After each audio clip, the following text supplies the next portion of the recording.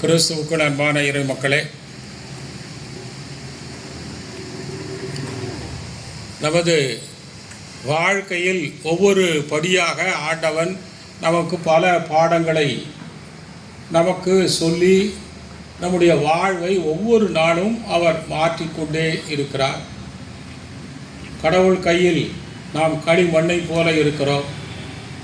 அவர் விரும்பி நம்மை ஒரு புனித உருவங்களாக மாற்றிக்கொண்டே இருக்கிறார். கடவுள் கையில் நாம் ஒரு பாறாங்கல்லாக இருக்கிறோம். நம்முடைய வாழ்க்கையில் வேண்டாதவைகளை செதுக்கி ஒதுக்கி நம்மை அழகான சிலையாக்கி அனைவரும் வழிபடுகிற ஒரு புனிதமிக்க சிலையாக கூட அவர் மாற்றுவார். ஆகவே அன்றாடம் ஆண்டவருடைய அருள்வாக்கு நமக்கு ஒரு நல்ல செய்தியை தினந்தோறும் கொடுத்து கொண்டே இருக்கிறார். இன்று ஆண்டவர் சொல்லுவது, வாழ்க்கையில் நம்மை பொதுவாக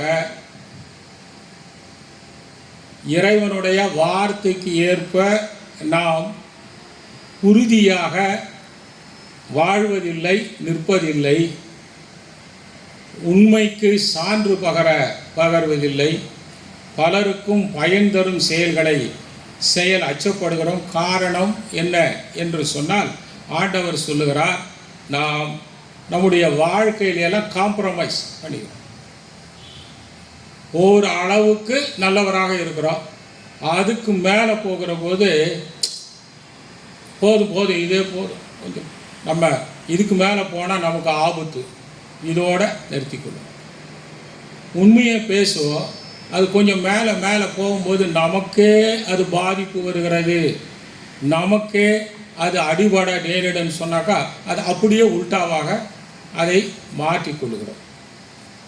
நாம் இறை வார்த்தையை உறுதியாக நிற்க முடியாததுக்கு காரணம் உயிர் மேல் இருக்கிற அச்சம்.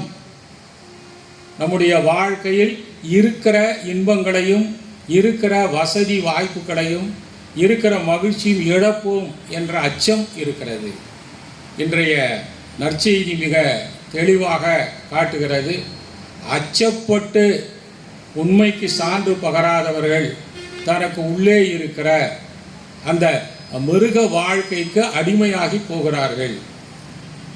அச்சம் இல்லாமல் உண்மைக்கு சான்று பகர்கிறவர்கள் உள்ளே இருக்கிற கடவுளை அனைவருக்கும் அறிவிக்கிறார்கள் என்று சொல்லுவார். ரோமையில் ஒரு விளையாட்டு உண்டு, ஒரு வரலாற்று ஒரு நிகழ்வு. அந்த அடிமைகளை வைத்து வாள் சண்டை போட வைப்பார்கள்.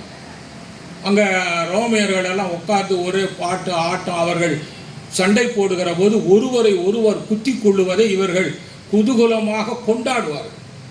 கடைசியில் குத்தி அவனை இறக்க செய்தால் எல்லோரும் எழுந்து கைத்தட்டி, யார் பணம் அவனுக்கு கட்டியிருக்கிறானோ அவனுக்கு அந்த பணம் அவனுக்கு 2 மடங்காக கிடைக்கும். இந்த விளையாட்டு அந்த ரோமையில் இருந்தது. ஒரு மனிதன் குத்தி கொலை செய்வதை பார்த்து அது ஒரு விளையாட்டாக, இவனுக்கு மகிழ்ச்சி எடுத்துக்கிற ஒரு விளையாட்டாகி அதற்கு பந்தயத்திற்கு காசு கட்டி விளையாட்டை அவன் விளையாடுகிறான் என்று சொன்னால் எவ்வளவு ஒரு மிருகத்தனம் அவனிடம் இருக்கும்.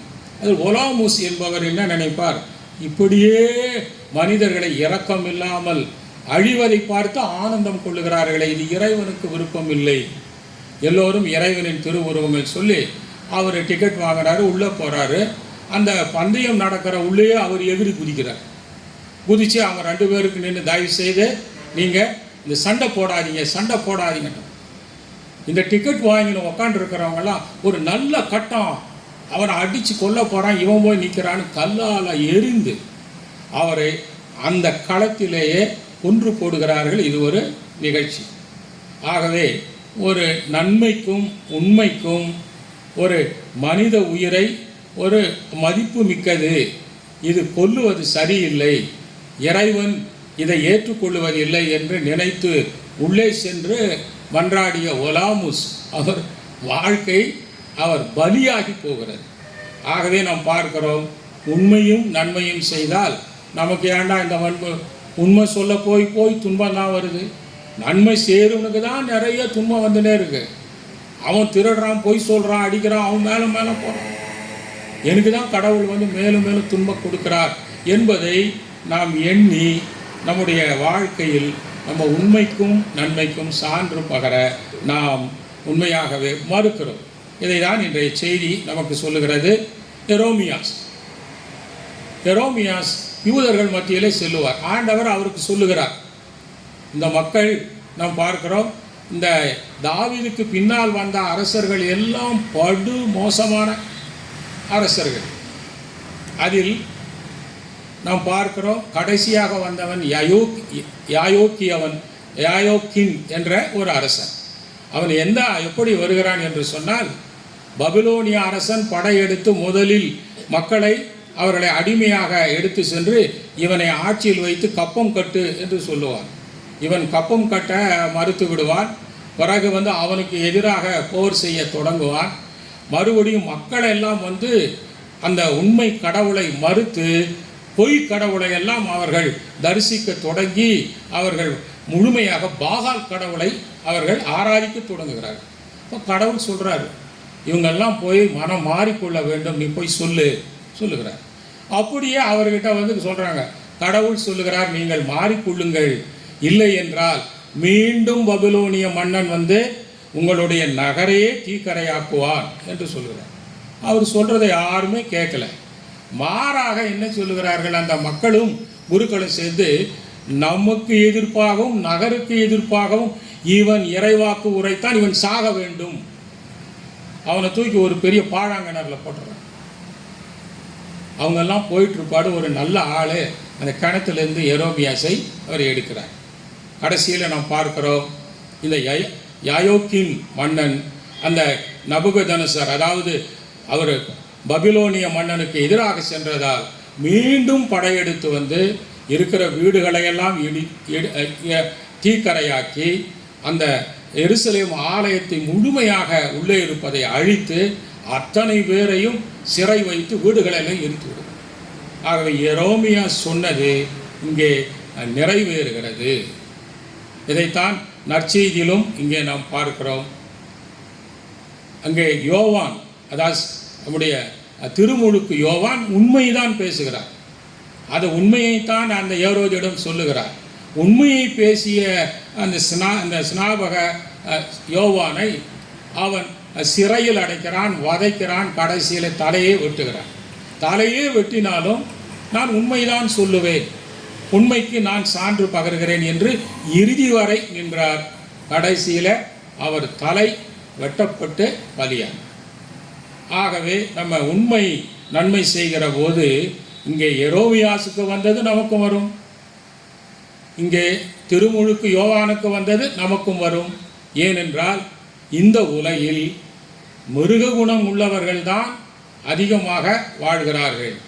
ஆகவே மிருகம் குணம் உள்ளவர்கள் நன்மை செய்கிறவர்களை, நன்மை சொல்லுகிறவர்களை பார்த்தவுடன் கேட்டவுடன் எரோமியாசை கொல்லுங்கள் என்று சொன்னவர் இந்த மிருகமாக குணமுள்ள அந்த ஏரோது உண்மை சொன்னதற்காக ஸ்நாபக அருளப்பரை தலையை வெட்டி வீழ்த்தி தலையே பரிசாக நாம் ஏரோதியாளுக்கு கொடுத்தது போல இன்று மிருக குணம் உள்ளவர்கள் மேலும் மேலும் அதிகமாக இருக்கிற இந்த உலகில் நாம் அச்சப்பட்டு பின்வாங்குகிற போது இறைவனை நாம் மறுக்கிறோம் என்று சொல்லுகிறார். இது அருமையான ஒரு பாடல் சொல்லுவார். விலங்கிலிருந்து மனிதன் பிறந்தான் என்பது பரிணாம வளர்ச்சி. ஆனால் இன்று மனிதனிலிருந்து எல்லாம் மிருகமாகி கொண்டுகிறான். இதை நான் என்ன சொல்ல என்று வைரமுத்து பாடுவார்.